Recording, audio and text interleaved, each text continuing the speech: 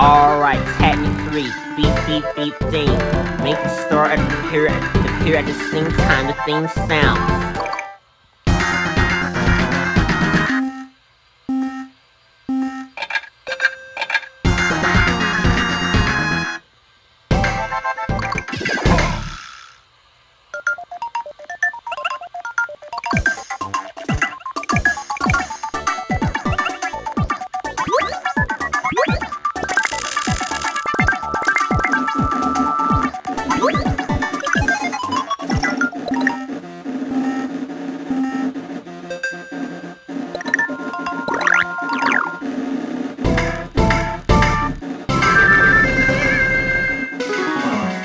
Time has nothing to do with objects or switches, but as time passes since the start of the game, it can be used as the basis for triggers.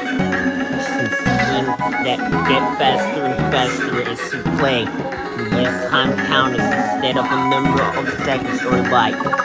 There are two ways to use time as a trigger. The first is to save here and determine an exact point. The second is to pick a range. When the timer is support pink randomly from within that range.